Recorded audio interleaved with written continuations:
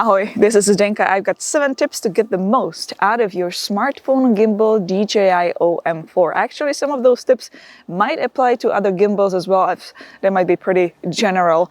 Let's talk about modes, let's talk about settings, let's talk about what to use when. When you get the DJI OM4, pull it out of the box, charge it and start using it, some of you might notice that the horizon level is not perfectly straight, but it is way off. Actually, most of the gimbals are when you pull them out of the box straight up. Mine was too. What it means that you should calibrate your gimbal before you actually start using it. First of all, make sure your phone is perfectly balanced and the clip is not crooked, it is perfectly in a T position.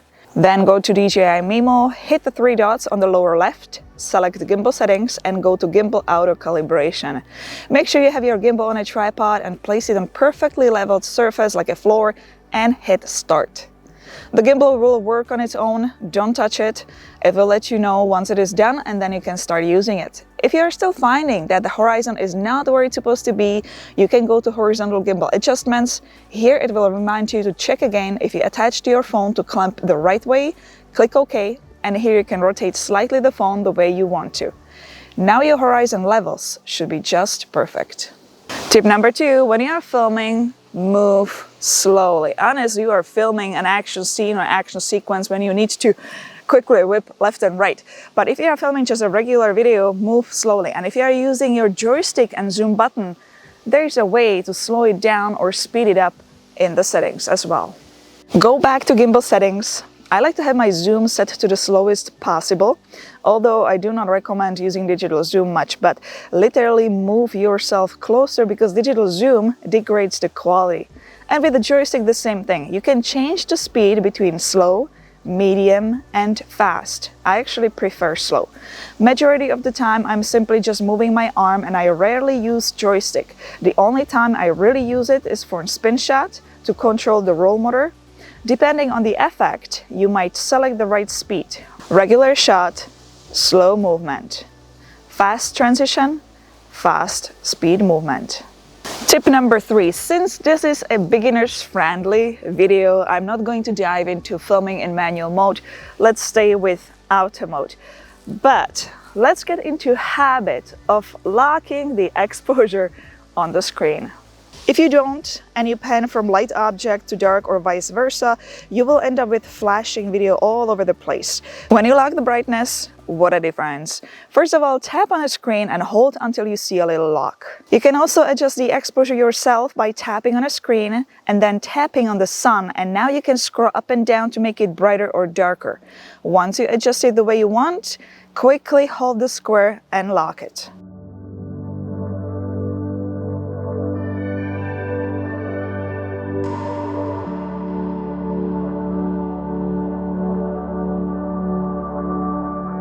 Tip number 4, when to use each gimbal's mode.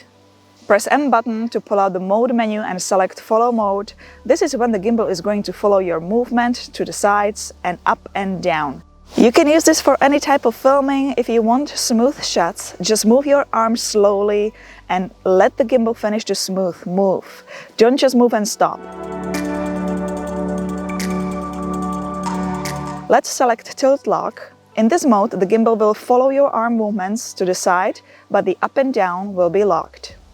This mode is great when you are moving forward and backwards to keep the frame nicely locked. FPV mode is next. Imagine you are in an airplane and the gimbal is now following all your moves. You can certainly use this mode in any creative move.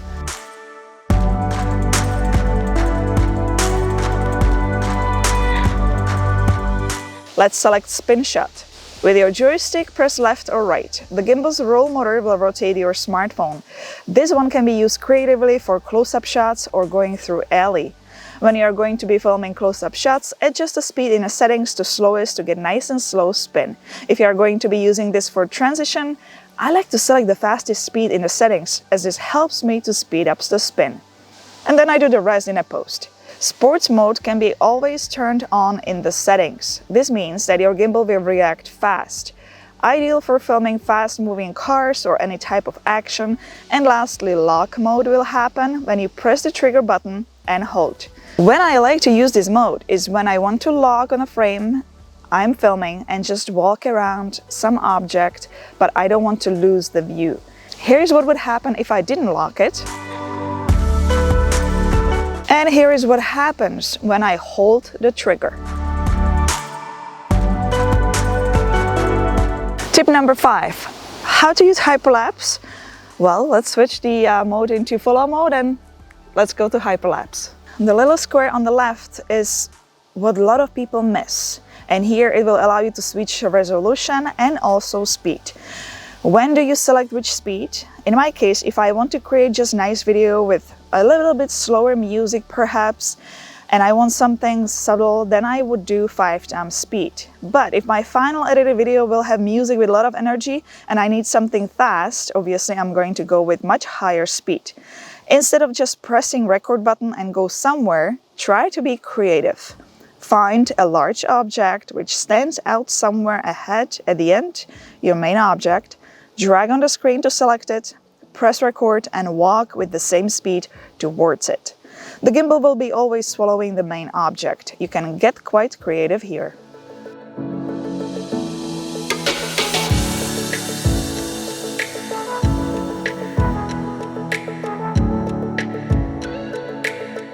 Tip number 6, how to use time-lapse.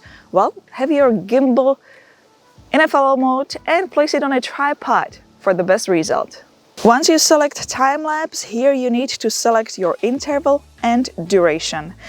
If the clouds are moving fast or people walking around are moving fast, then select faster interval, 0.5 seconds to 3 or 4. If you have very slowly moving clouds, barely any movement, then select much higher interval. Then move on to choosing duration, how long it will be recording. At the top, you will see how long your final video will be. Lots of people also miss that they can create motion lapses here. Simply click on path, select starting position, then move on to another position and select that. Hit record and enjoy the gimbal moving on its own.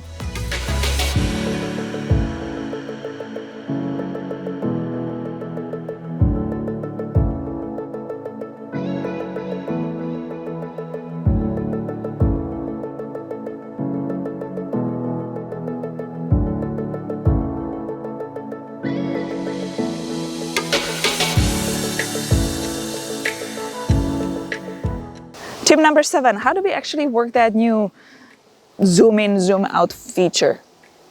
Choose if you want the final effect to show move in or move out. I'm going to go with move in.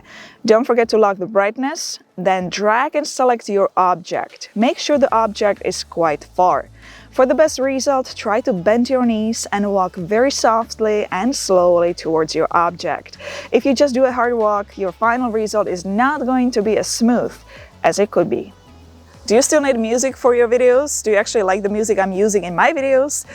The link to Epidemic Sound can be found below the video in the description. They offer first month for free. Hit the thumbs up if you liked today's video and subscribe to all future videos like these. More smartphone filmmaking. If you have any questions, comments, or simply want to say hi or ahoy, you know what to do. You can always leave it in a comment section below. And I'll see you, my friends, in the next video. Ciao, ahoy.